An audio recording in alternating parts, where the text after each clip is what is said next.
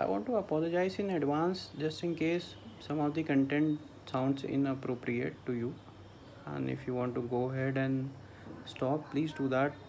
I would have probably done the same thing. But if you do stay till the end, I promise you will not regret it. Out of several universal truths that we know of, death is one of them. It is not an abbreviated word, but I have started putting it this way: disastrous event about to happen, and it will one day. What I am about to tell you is not a story, it's about my father. When me and my elder brother were young, he worked really hard to give us the best childhood. When we went to school, he worked really hard to give us the best education.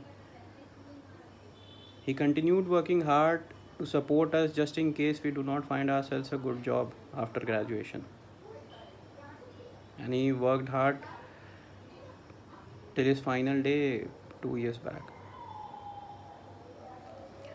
The pain that he is no more with us will last forever.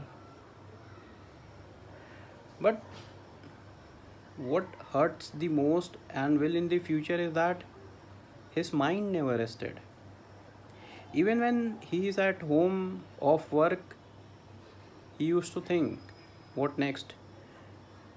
What next for the family, for the future, for everybody? He never used to rest. And when you do that, your strengths start decreasing and your weaknesses starts increasing. Your physical health, mental strength, feeling of being happy, satisfied, everything starts decreasing. Your anger, anxiety, depression, frustration, they starts increasing. And eventually it would show up. It would show up not only on you but everybody you are connected with. Everybody will be affected by this. Even a fan, if it's not switched off for a week, it would eventually stop working. It would not be able to work in a way it should. So, friends, I have a request here. Please ask everybody you care about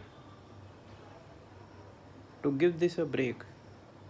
That day could be in a week, a month, maybe in a year, but it has to happen.